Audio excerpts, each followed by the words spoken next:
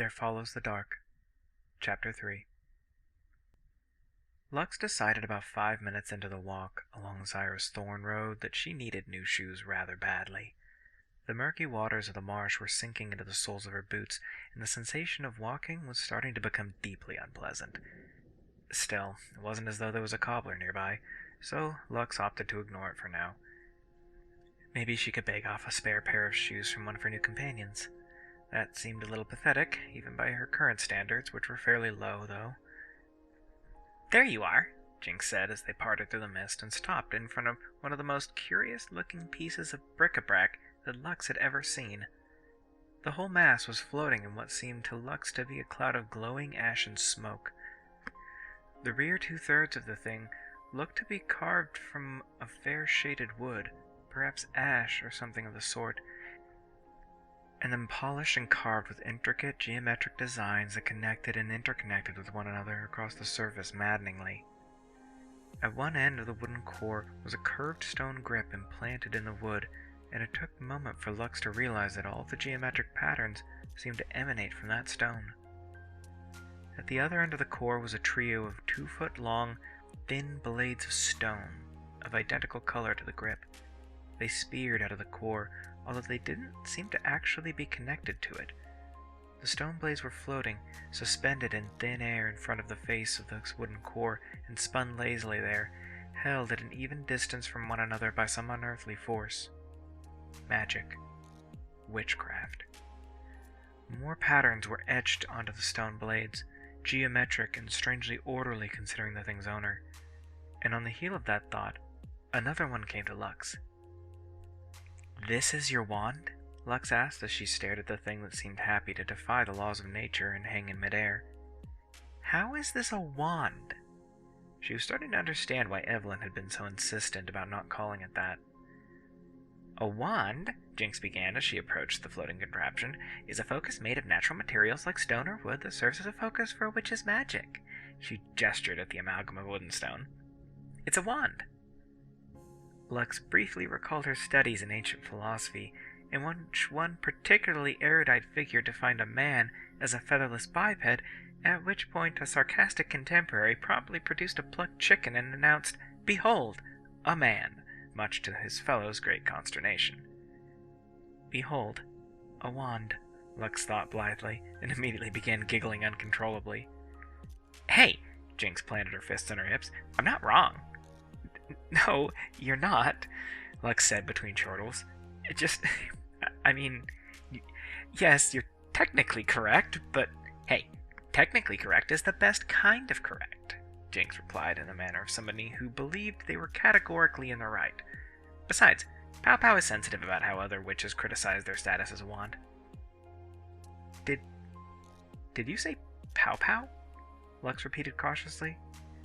"As in, you named your wand Pow Pow?" Jinx just shrugged. "Pow Pow is my wand's name," she said with her usual unsettling grin. "Why would I have to name it that?" "Did someone else name it that?" "No." "Then how do you... never mind." Lux held up her hands in defeat, and Jinx just grinned a little wider as she turned and reached for Pow Pow's stone grip. "Finally, now I can... Ow! Son of a bitch!" Jinx snatched her hand back and shook it out. Faint blue smoke was rising from fingers that might have been singed. It was hard to tell since that was the arm that was almost entirely black to begin with. "Are you okay?" Lux took a step forward, but Jinx waved her off. "I'm fine. The little bastard's just bitey today," Jinx replied testily as she laced her fingers and cracked her knuckles. "All right, Powell, buddy. We can do this the hard way or the harder way." An angry buzz growled out from the floating composite, and Lux took a step back even as Jinx glowered and took a step forward.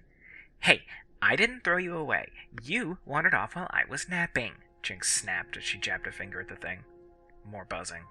"Well, I don't care if you were napping too. Maybe you sleep-floated away." The buzzing became more insistent and intense, and Jinx spat a curse.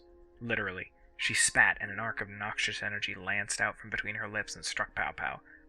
It yawed drunkenly, and suddenly the bluish aura that surrounded it turned painfully bright for a brief moment before the whole world fell away, and an intense sense of well-being fell over Lux. Everything was fine. Well, Mostly fine. It was almost perfect. She knew that much, just like she knew that if she got closer to the light, everything would be even more perfect. It would just... Hey! Lux staggered as a vertigo assaulted her senses, and the euphoria vanished like a cut thread as she stumbled back a step. The world reoriented, and she found Jinx standing between her and Pow Pow with her hands together, her fingers splayed and crossing over one another like some kind of intricate rune. Fine, the harder way it is, Jinx snarled. She wrenched her hands apart, and there was a sound like rending stone and splintering bone as she flung her arms wide either side of herself. Instantly, the intricate runes covering Pow Pow flared an angry red, and a sound like 1,000 tiny voices screaming filled the air. Energy cascaded out of Pow Pow in waves, flowing out from the sigils and into Lux's hands. You want to do this? I'll do it, Jinx threatened. You think I can't rebuild you? That's my magic holding you together, you dum-dum. I can take it back whenever I want. Lux stared in shock at the sheer magnitude of the magic flowing around her. There was more power spilling between Jinx and Pow Pow in that instant than she'd seen in her entire life. The wind kicked up violently, sending the mist cascading around them in a chaotic tempest of gray. The wildlife of the wetlands around them, so well hidden a moment ago, was fleeing with squawks and trills of alarm as the marsh water roiled viciously beneath their feet.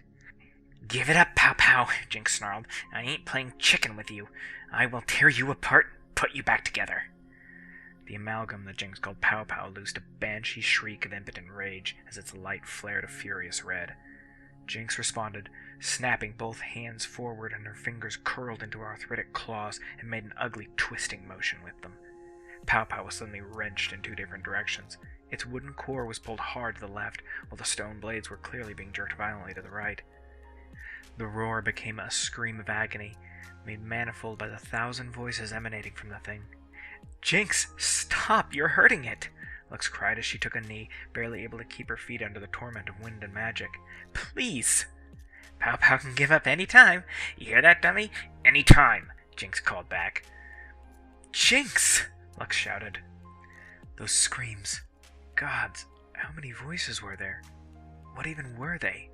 All Lux knew was that they were in pain, and she had to stop it. She had to stop both of them. Jinx, I said stop! Lux snapped out a hand, and a bolt of sickly golden-white light shot from her fingertips. It slammed into Jinx, forming shackles so bright they seemed to eat the rest of the light around them, leaving nothing but ugly, brackish shadows. The bolt didn't stop with Jinx, though. It continued through and past her and struck Pow Pow, snaring the wand in place as well. Will you two just calm down? Lux shouted as she stood up and stomped between them. You! She shoved a finger under Jinx's nose. You need to take a breath and relax. It sounds like it was just a misunderstanding. And you... Lux turned to the floating Pow Pow and poked it with a finger through the veil of noisome light that was holding it up. Jinx didn't abandon you. So don't be so stubborn and just come back, okay? The buzz died down to a mildly plaintive whine. Unlike Jinx, who seemed to be able to communicate with the thing somehow, Lux didn't know precisely what it was saying. She could, however, parse its meaning. I accept your apology, Lux said primly as she crossed her arms and looked back at Jinx. Right? She gave Jinx, who was pinned in a particularly uncomfortable-looking pose with splayed arms and a weak smile, a pointedly arch look. Jinx glanced over at Pow Pow, then back to Lux. Yeah, whatever you say, Blondie. Lux smiled. Good. Now, apologize to Pow Pow for hurting it. Hey, Lux's eyes narrowed, and Jinx clammed up, pressing her lips to a thin line as she bit down on whatever excuse she was about to give as she turned to Pow Pow and said, sorry, Pow. Are we good? The amalgam trilled uneasily. Yeah, I'm scared too. Hey! Snapping a finger, Lux released the binding on the pair of them, and Jinx gestured to Pow Pow, who drifted lazily over to her, floated around behind her, and the moment it was at her back, one of Jinx's thorny braids coiled around it like an oily serpent, and let out a happy, wavering warble. Yeah, I missed you too. Jinx patted the stump hanging from her back. And, Jinx? Lux turned to face her, clasping her hands nervously behind her back as she rocked on her heels. I'm sorry too. For casting on you, I mean. Jinx flashed her one of those unsettlingly broad smirks. Nah, it was fine. That was some sweet light tricks, though. Can't believe Morg found someone who could wield dire light. Dire light, Lux repeated softly. She called it that too when she found me. but she wouldn't tell me what it is. Oh, huh. Jinx kicked her heels and chuckled. Guess she wouldn't want me to say anything either, huh? I guess not, Lux said dolefully. Well, she can go sniff glue.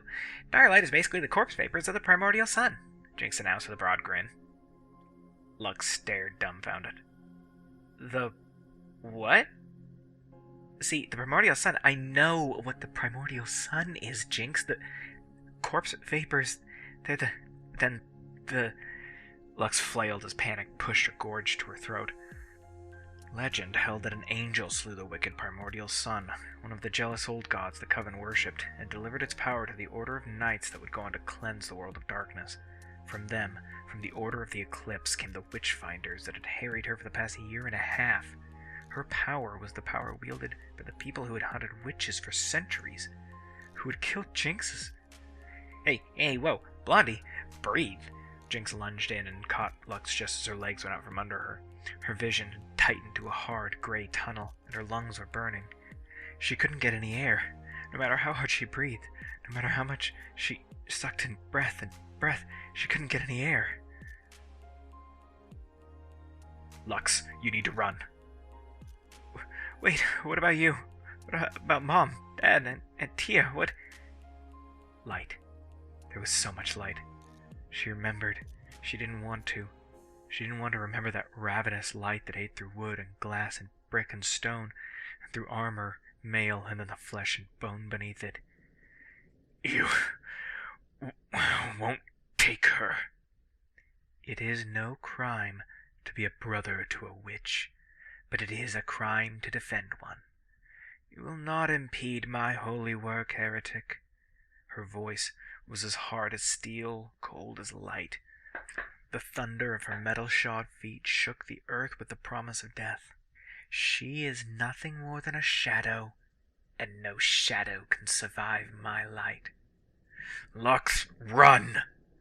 The last thing Lux remembered before light consumed her world was the sound of a blade sheathing itself in flesh. Lux's eyes snapped open, and she dragged in a breath of air that had her head spinning. The vertigo was too much. Her stomach protested, then rebelled, and she pitched over the side of whatever she was laying on. An empty bowl heaved into her vision, and she gripped it, only to empty her stomach into it a moment later. There wasn't much to come up. She hadn't eaten more than a handful of berries and some raw nuts in over a day. Her stomach made do with dry heaves, painful clenching, and a spatter of spit and bile. Here, drink. A ceramic cup filled with some greasy-looking fluid was shoved under her nose, and Lux's stomach turned. She tried to push it away, but... Hey, I said drink, Blondie! The sound of Jinx's nickname for her kick-started what little cognition that she still had left to her, and she forced herself to take several more deep breaths as she looked up. Red eyes? Lux mumbled as confusion swam through her head. She saw eyes the color of berries, hair the color of sky. And then everything changed, and it was Jinx. Just Jinx. Her eyes were normal, for her at least, black pinned with blue irises, and her hair wasn't blue, it was platinum to the point of being almost bone white. What? Jinx raised an eyebrow, then shook her head. Never mind. Look, drink. She pushed the cup into Lux's hand. I know it looks bad. Trust me. It tastes even worse, but you'll feel better. Now that she had some of her wits back with her, Lux felt a wholly different lurch of fear in her stomach as she looked down at the contents of the cup. Jinx said it tasted worse than it looked, and it looked like greasy swamp water. That did not suggest good things about the taste. Lux tried to sit up fully, but her head spun, and Jinx had to lean in to get an arm around her to keep her from toppling out of bed completely.